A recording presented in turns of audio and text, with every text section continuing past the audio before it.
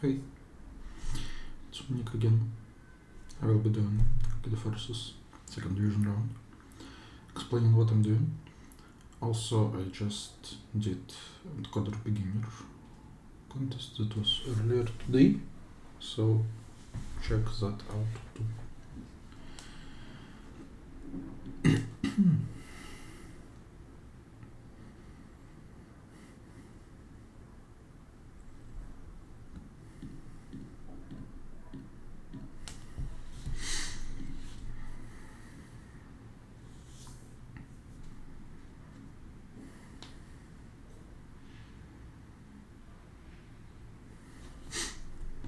Problem A. An array is good if the elements alternate parity. In one operation, we want to make an array good. In one operation, we can take two adjacent elements of the same parity and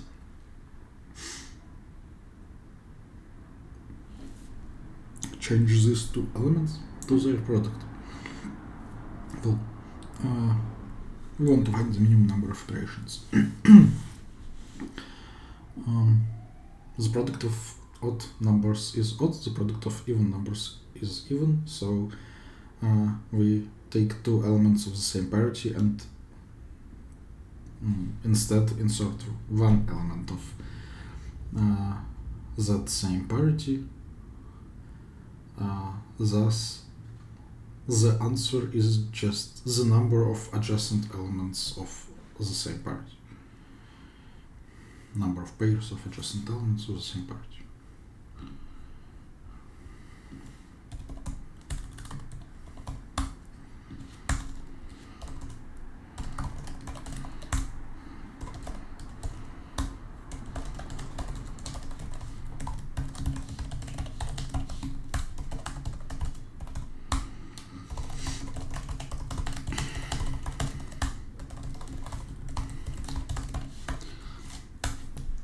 We read the first element, now we will read all the other elements one by one, and if they're of the same parity, we should increase answer by 1, and that can be done like this.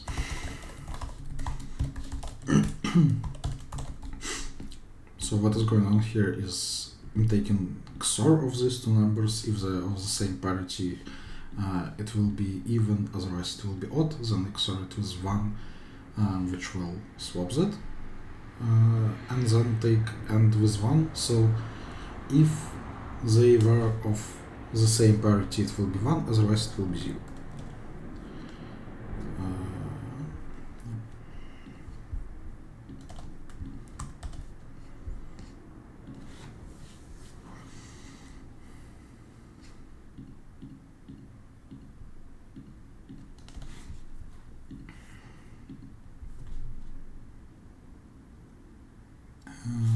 What?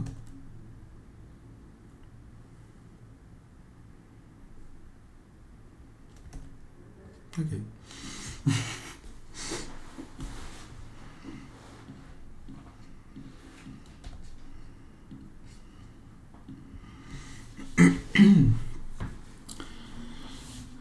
Wow, it's palindrome reversed. Amazing.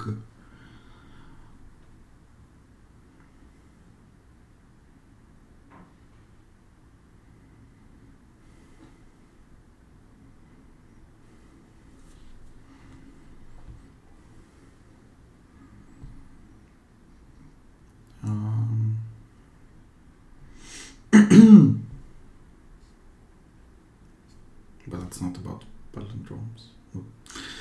Okay, so for a given permutation, we can concatenate it with its reverse, then calculate the number of inversions.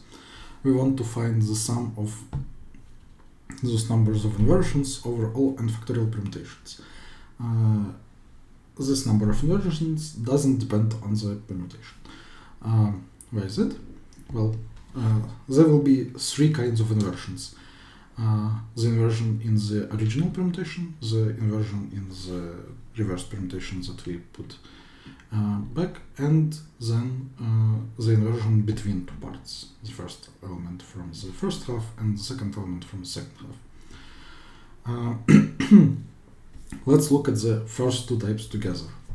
Well, for every two elements, x and y, they will be in one relative order in the permutation, but then in the inversed order in the reversed permutation. So exactly one of those pairs will be an inversion. So the total number of inversions of those two types is just n times n minus 1 over 2. And then we should add, I guess, the same thing again, because we want to choose one element from the first half and then smaller element from the second half. But again, for fixed pair of numbers, there is exactly one way to do that. So the number of inversions in this thing is n times n minus 1, and thus there are n factorial permutations, so the answer is n factorial times n minus 1.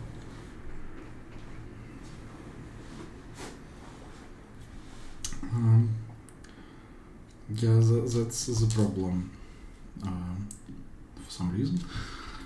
Okay. A problem.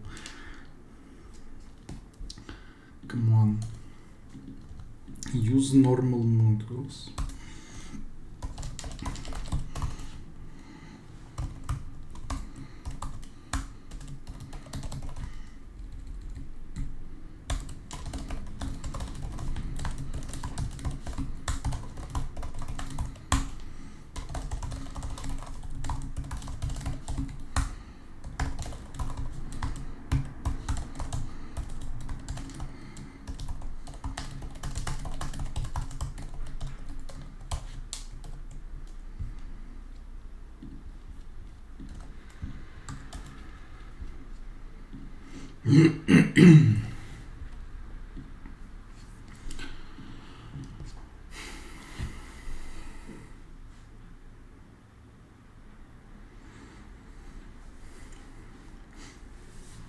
We have n students on the quiz.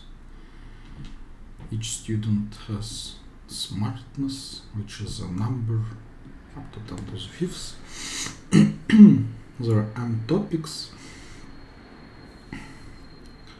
Each student is proficient in topic T if his smartness is divisible by T. We say that a team of students is collectively proficient in all the topics if for every topic there is a member of the team proficient in this topic. Find the team that is collectively proficient in all the topics such that the maximum difference between the smartness of any two students in the team is minimized. So we sort all the given numbers, then we do two pointers, and we need to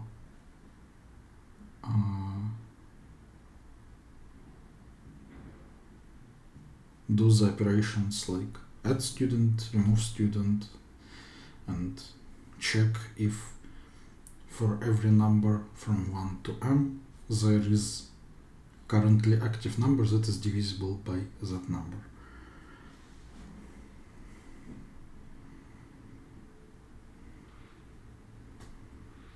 I mean, what stops us from just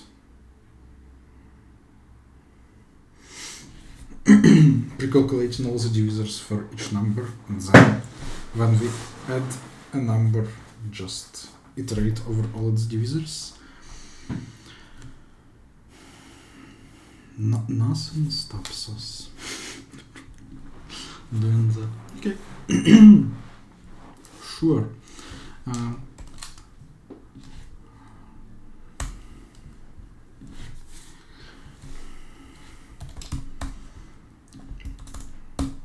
This is bad problem setting.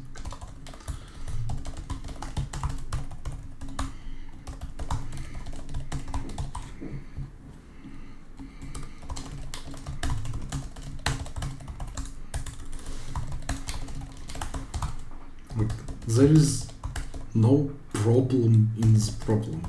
Just do what you are asked to do, and that just works. Amazing. Very interesting.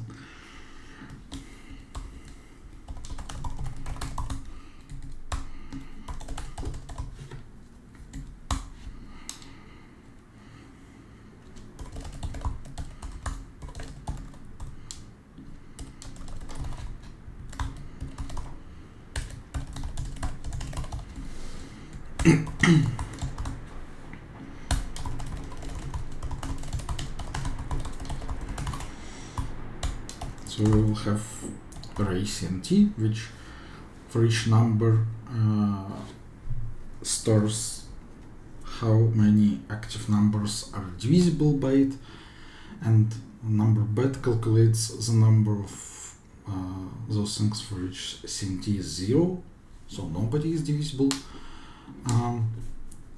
And then we just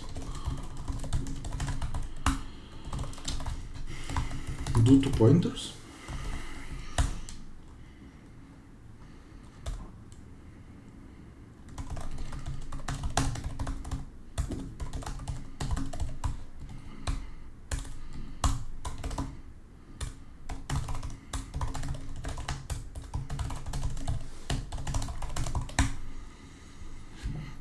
So while there are bad numbers and we haven't reached the end, we do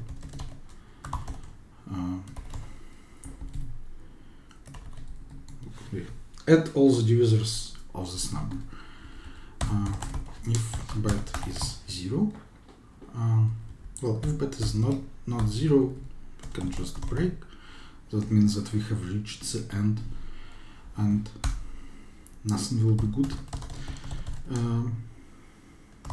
Again, otherwise we update the answer with difference of the endpoints of the segment we have taken, and then we remove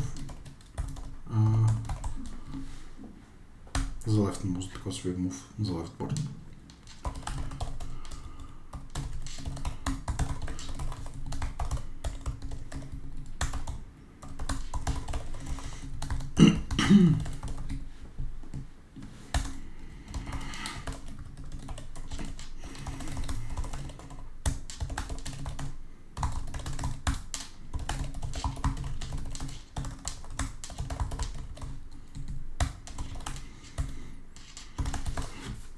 We have to store the number of times, not just if there is such a number, because we have to remove numbers, and when we remove this given divisor,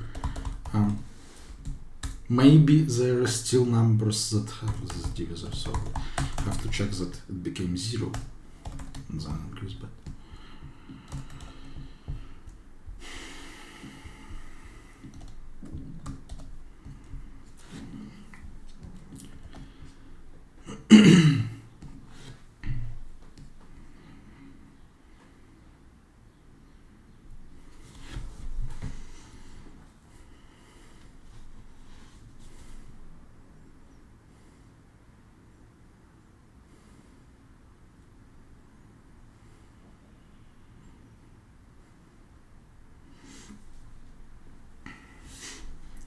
Okay, so in problem D we are given a rooted tree.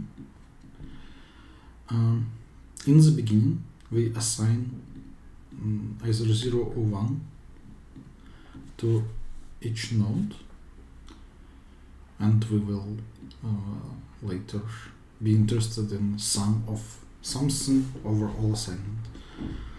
And then on each tick, value of a node becomes the XOR of values of children.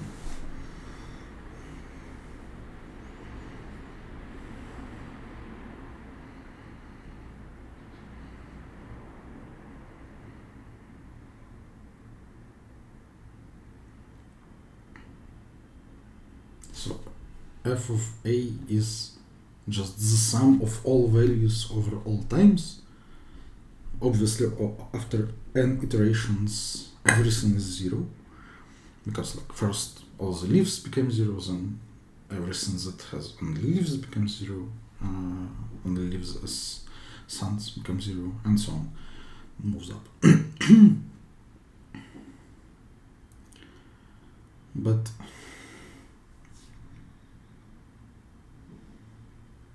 like, if we have a vertex, then its value after k ticks is just XOR of all its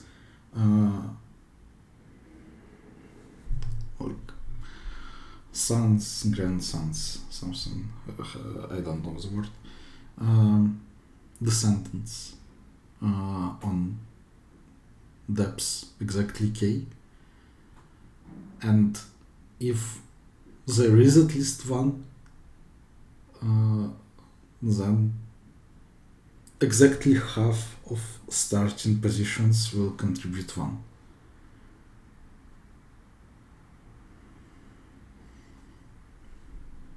Like, because we can flip 1 and that will flip XOR.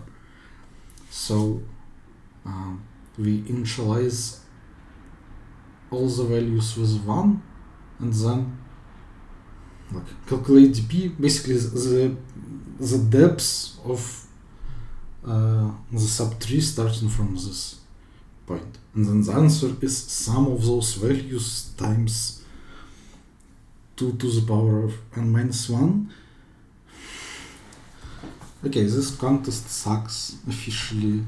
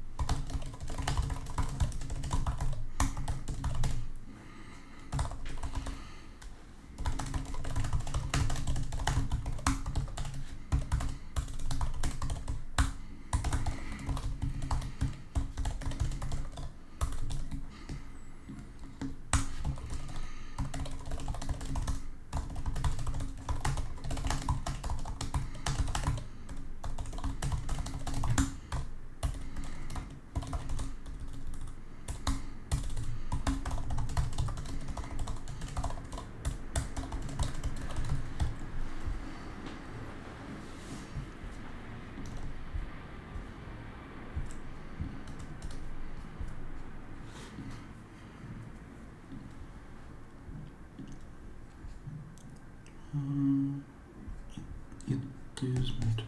Okay.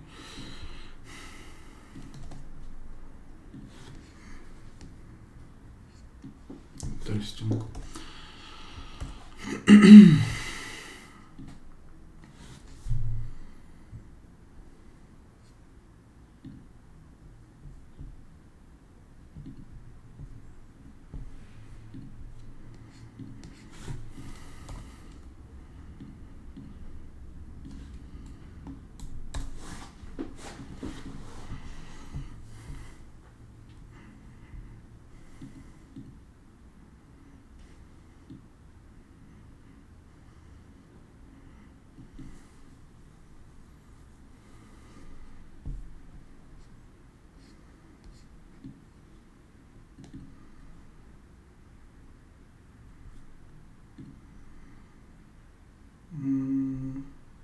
Alright, I have to do this only for numbers from 1 to n.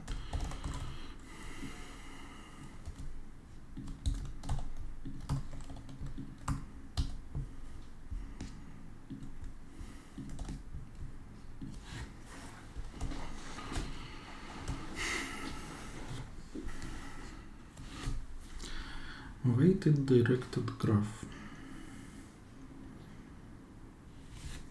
The weights are at least 1.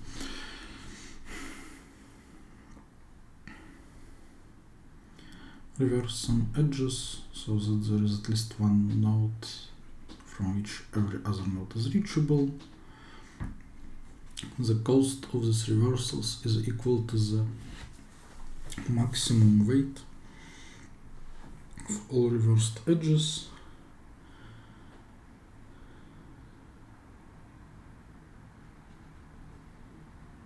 find the minimum cost.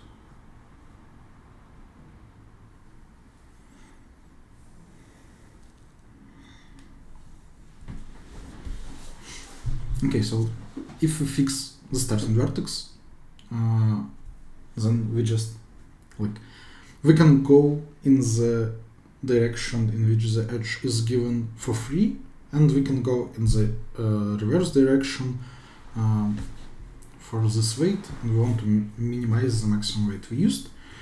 In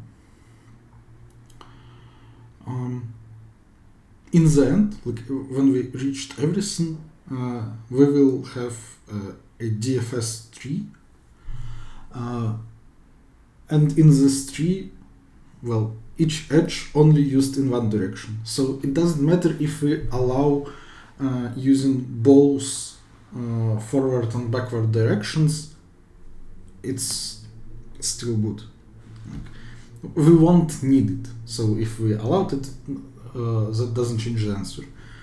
So we can do binary search and answer, and then we just need to check if there is a vertex from which everything is reachable. That sounds like strongly connected components. I probably don't even need strongly connected components. Just do kind of topological sort, and then from the last vertex try DFS once again. If it reaches everything, it's good. Otherwise it's bad. So that's it. Yeah, this is not good cost.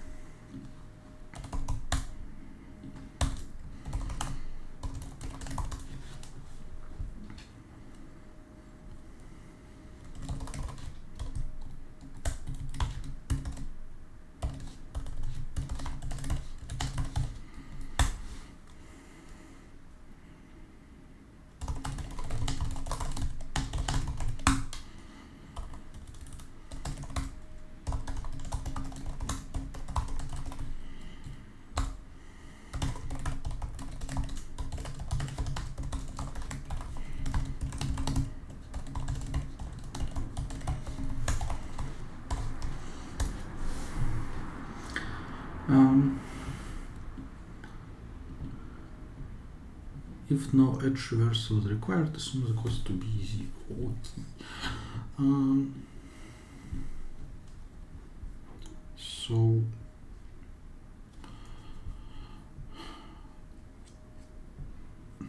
I can go in the forward direction for 0, but backwards for this cost, and then do binary search is -1, it's surely impossible.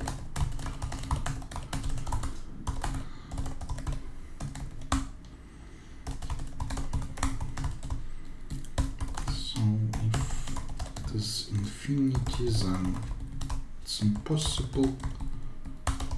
Otherwise, this is the optimal answer.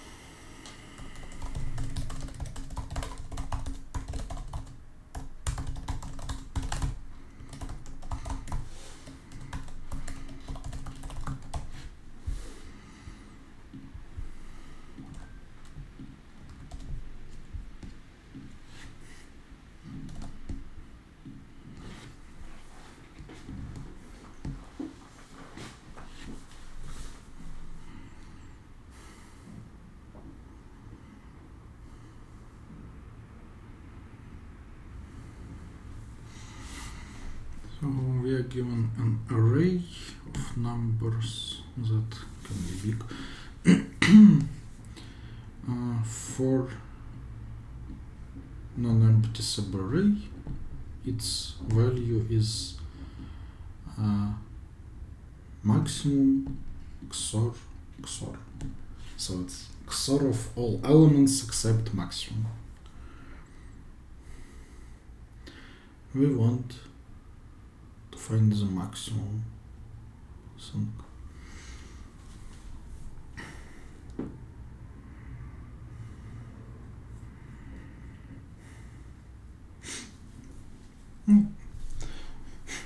There is some stupid solution like construct a Cartesian tree of this array, and then we fix max, and then from maximum we need to go left, not reaching the next maximum, so somewhere in sub-tree, and go right. We can do that independently, and so we choose two segments around maximum, and we want to maximize their XOR. So something like on one half we want to build a try or something, and on the other half just iterate, and then for each number choose the maximum XOR we can get with number from the other half using try. We can probably make something like calculate prefix XORs, and then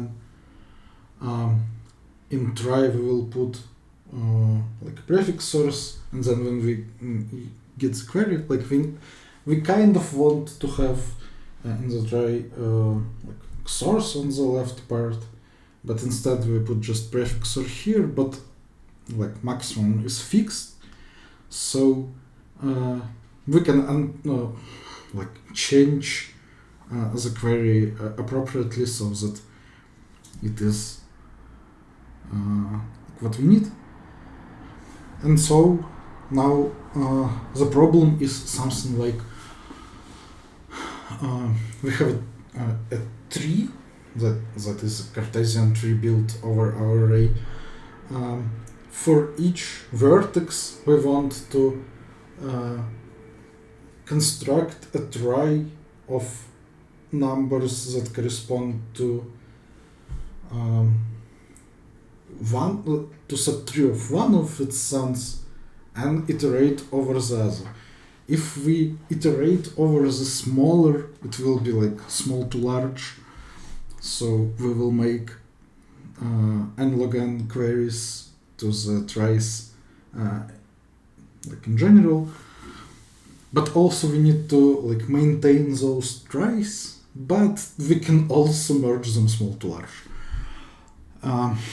That just solves the problem in n log n log z time, and looking at the time limit, that's probably what is expected.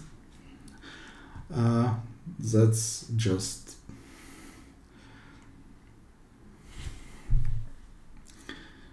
I mean, what am I expecting from this contest? Like, the previous problems clearly showed that I should not expect good problems from this contest. I can just implement that.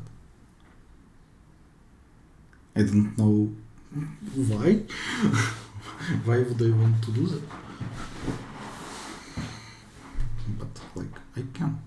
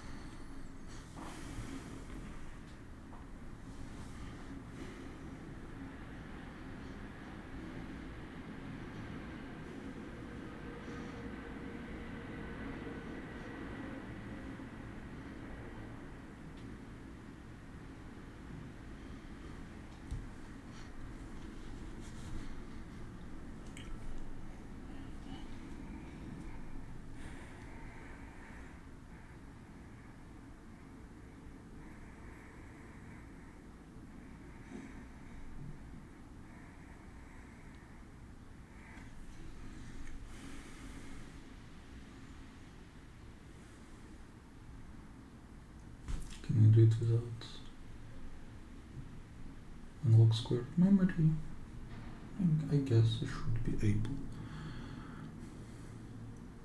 Like, merging two tries is just parallel DFSs, and then when in one of them there is no such vertex, if there is no such vertex in the bigger one, I just don't do anything. If there is no such vertex in the if there is no such vertex in the small one, I do nothing. If there is no such vertex in the bigger one, I just copy, like, say that this vertex now the sum of this vertex.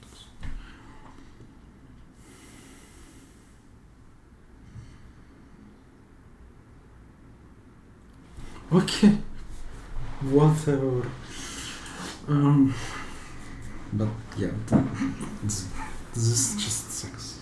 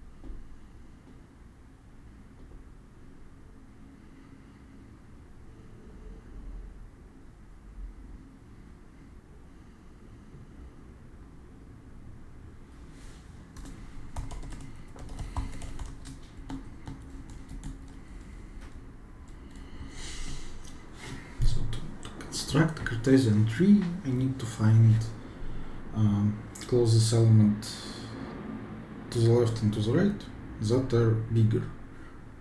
But since I can have equal elements, I need to be careful, and like in one of the cases I want strictly bigger, and in the other I want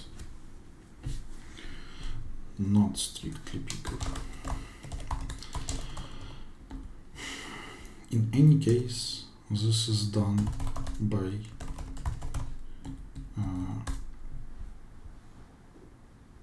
running left to right and right to left with stack of maximums.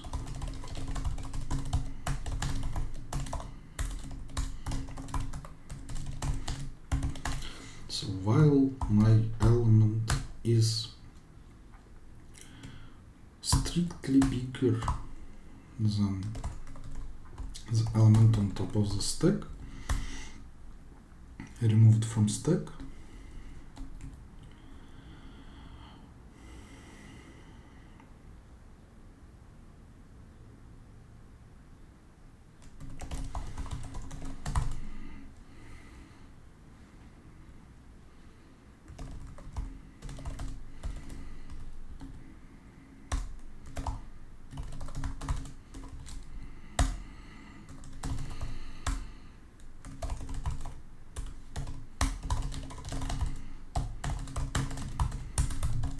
and then the same thing in the other direction, but here should be not strictly greater.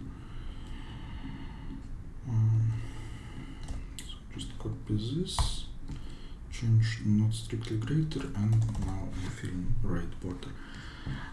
Okay, so now for each position I know the element to the left and to the right that are bigger. Kind of. I broke ties in some fixed way. I'm not even sure which way, like by increasing coordinate or decreasing coordinate, but that doesn't matter. As long as the way is fixed, I will get a correct Cartesian tree, and that's all I need. So now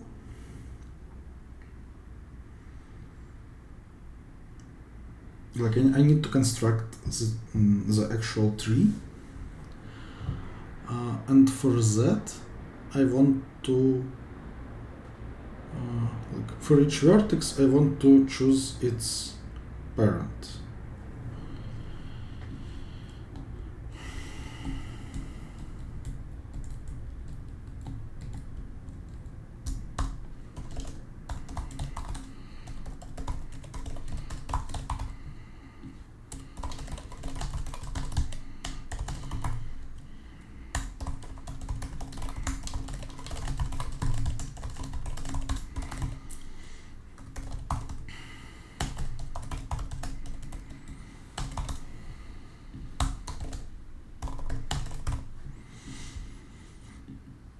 So if for some vertex there is nothing bigger on the left and on the right, then it is a root of our tree.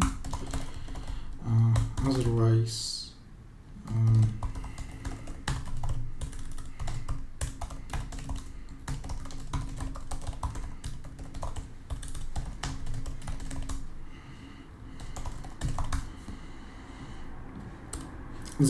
it has parent, and it is one of the elements that are bigger than us, like the smaller of them, but since I don't care how I broke ties, I want to determine in some other way who will be our parent, and like that will be the one for who has smaller segment. Like both of them should be our ancestors. One of them is our direct parent, the other one is not. So the one who is a direct parent, his segment should be inside the segment of the ancestor, so I will just compare their lengths, and who has shorter lengths, that's our parent.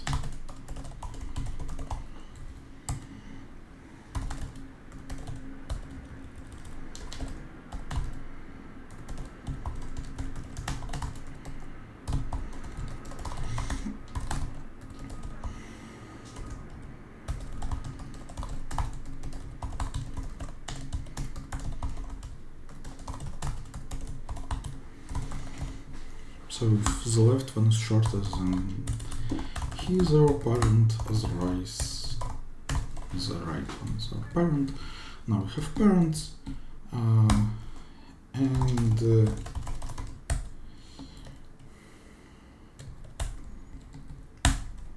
we can build the graph right here. Why not? It's a pity authors of this contest didn't ask that question. Why not?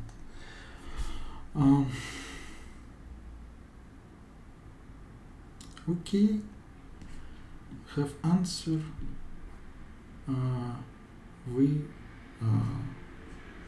Let's kind of clear all the trees we had from the previous cases, and now just like solve from root, which will do some shit, and it will return the root of the trie that contains all the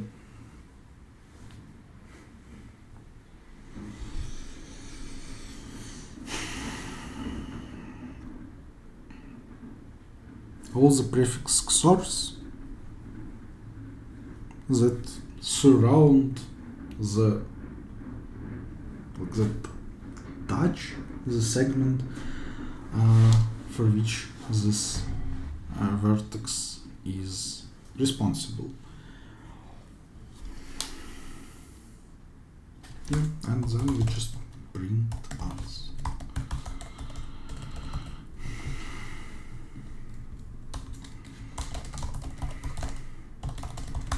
So we have solve vertex v.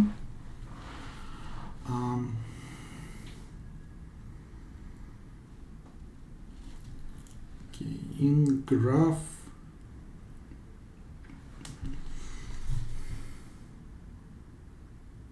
they should be in correct order.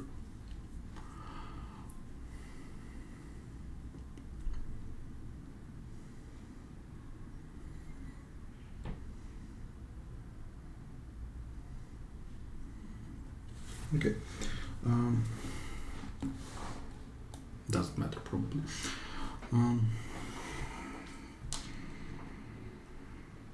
So to solve, we will need to recursively solve for our children, take the tries from them, extract answer, merge those tries together, and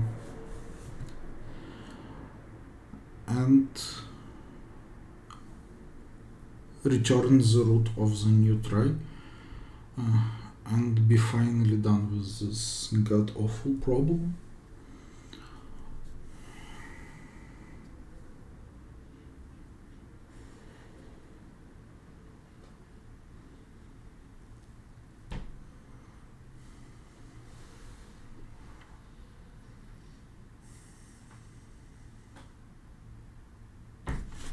Yeah.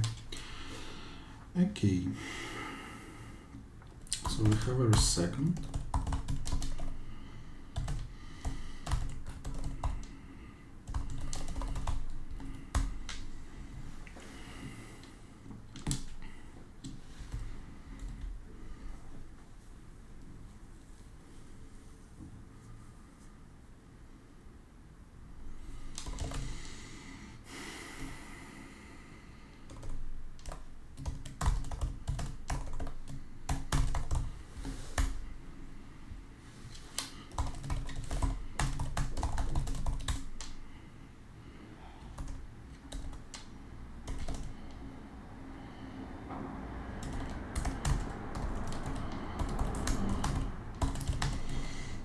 if it is our left sum, then this is left root, otherwise it is right root. We can throw some asserts for good measure. We can only have one left sum and only one right sum.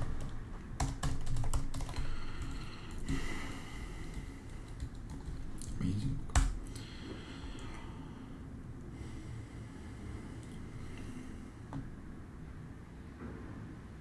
We can have no corresponding sum.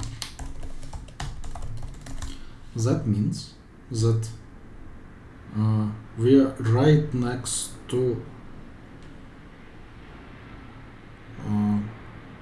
our border, so we can assert that this is 1, and we have to create a new trie that only has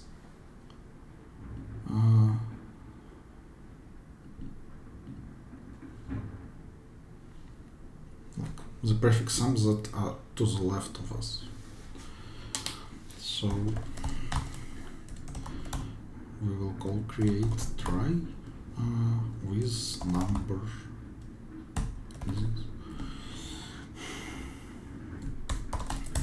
and then do the same thing on the right.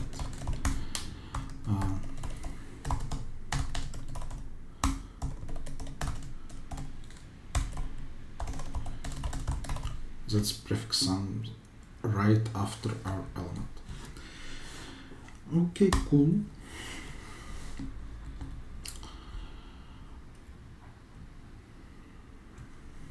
What now? Now we want to try to update the answers.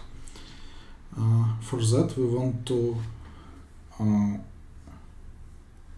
run over the smaller of two halves and query get the maximum XOR of my number with everything that is stored in the trie. So if the length of that segment is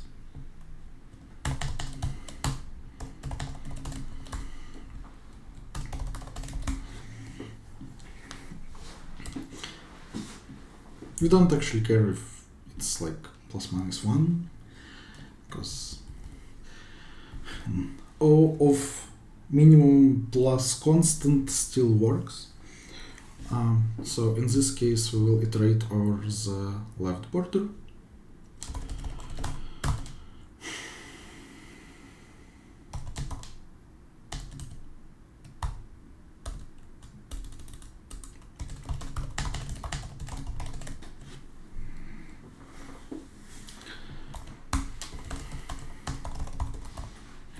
Okay, and here we should be careful.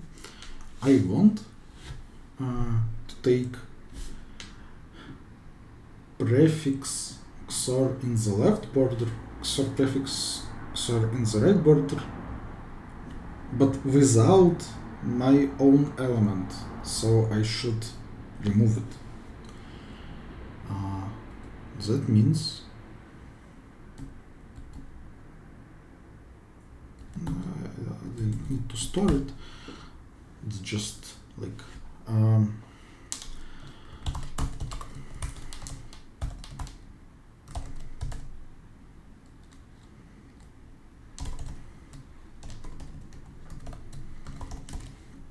so I want in try that corresponds to the right part, find the biggest XOR with this XOR AV. Otherwise,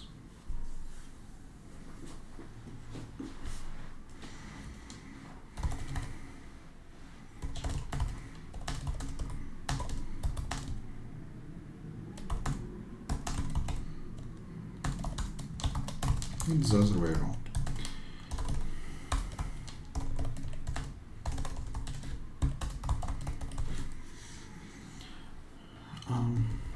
And here I can just say like return merge tries.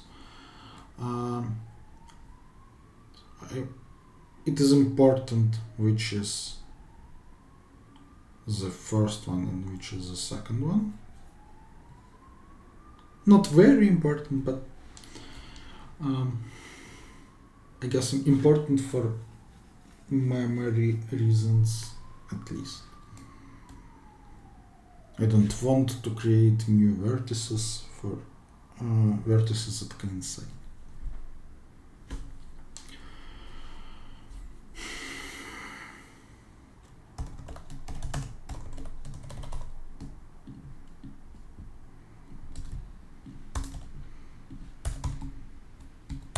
It still would have correct time complexity, but the memory would be unlock squared.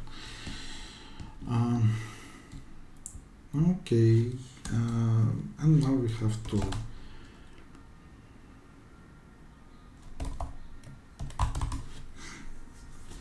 implement everything that is connected to trace. So for each node we will store left and right sum, or -1 if they do not exist.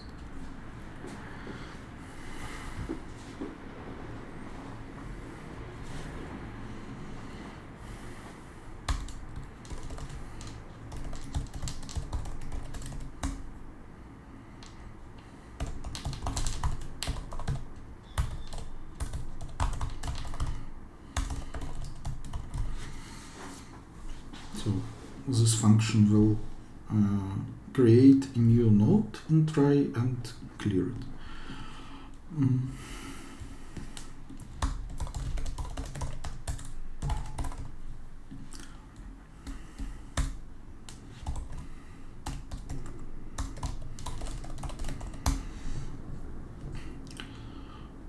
So this function should create a try, which is just a bamboo that stores one number.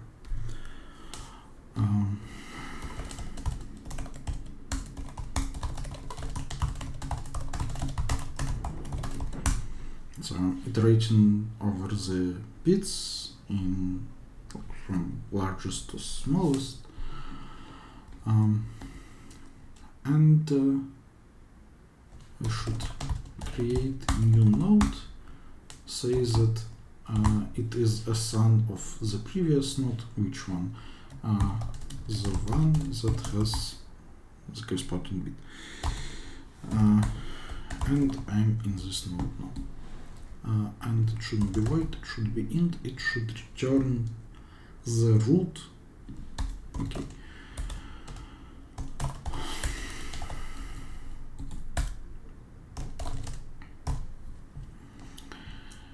Cool.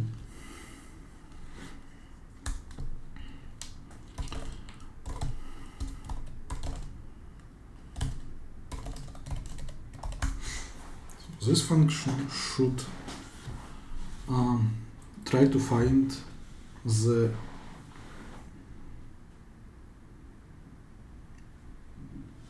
biggest possible XOR in try that has this vertex as root and XOR with X. How do we do that? It is greedy. We just, like, each time we want to choose the bit that is not equal to the corresponding bit in number X, so that we get 1 in the result.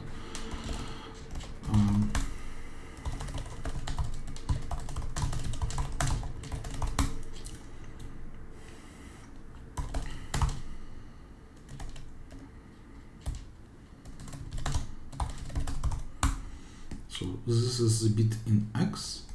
If we can go to the like use the other symbol, then do that. We will set case bit in the answer and go there. Otherwise, use this, and we sure that it is not -1.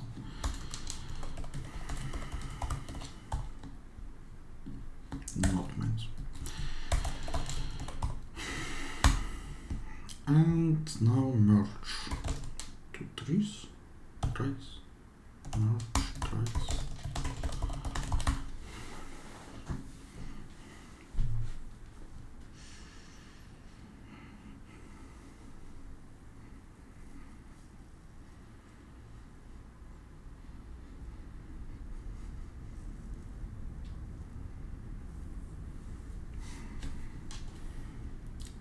So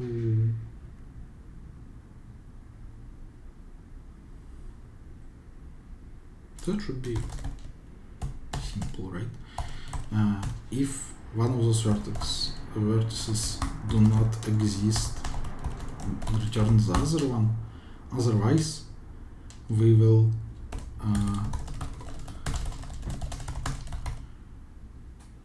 say that like we will keep the bigger one and say that its new sun using bit C is merge of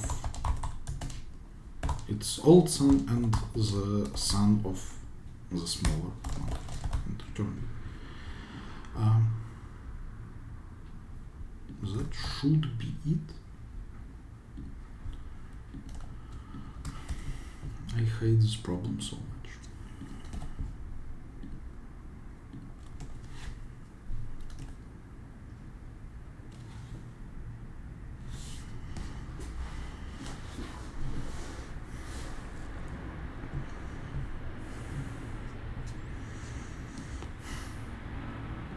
Do have enough nodes, right?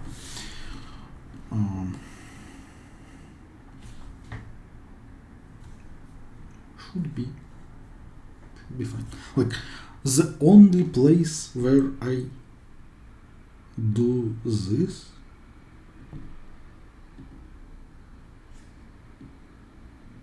like get new node is here. But I will create them for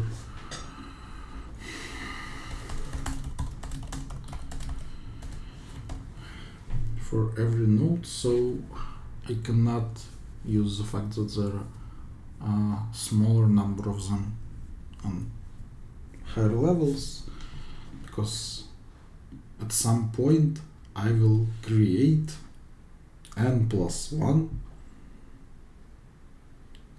bamboos of size k+1. So yeah, I don't want to read that shit again. If I can just get accepted, that would be nice, but I can't.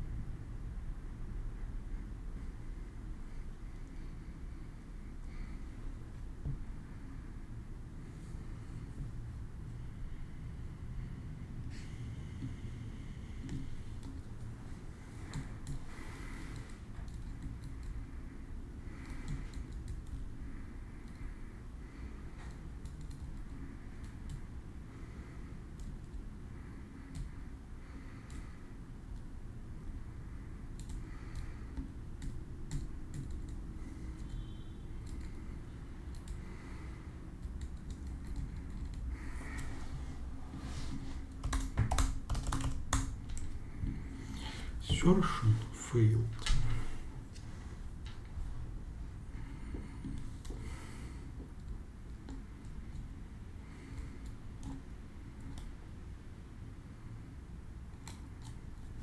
Well, that's interesting.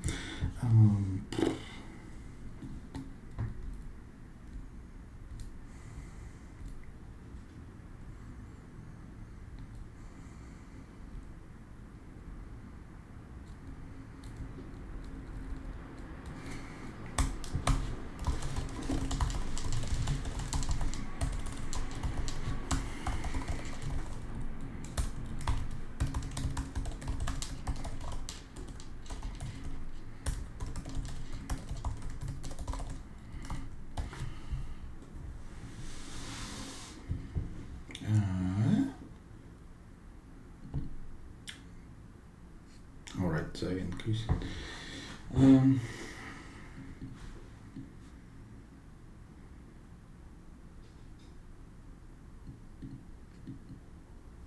This looks correct.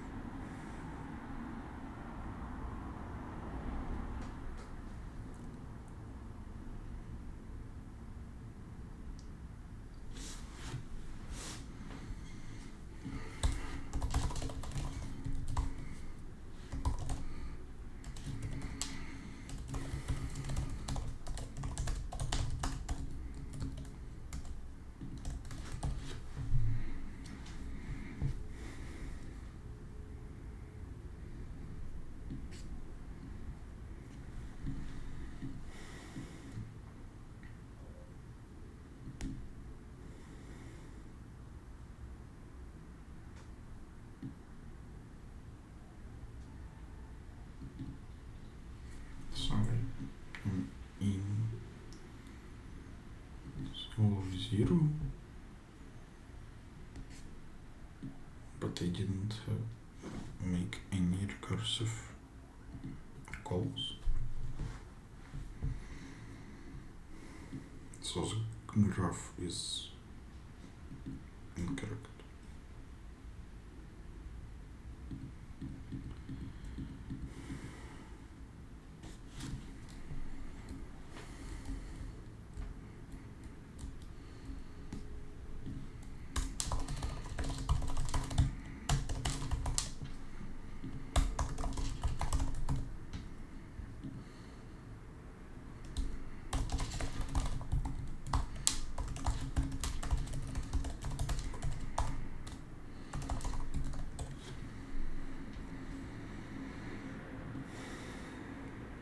Yes, that is not.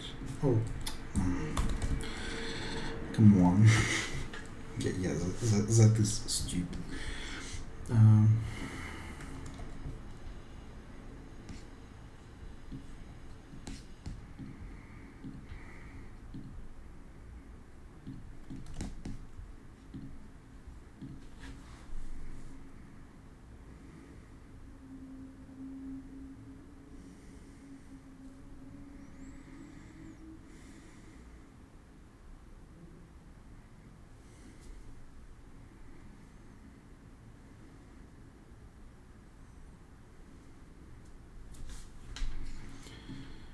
What an amazing problem.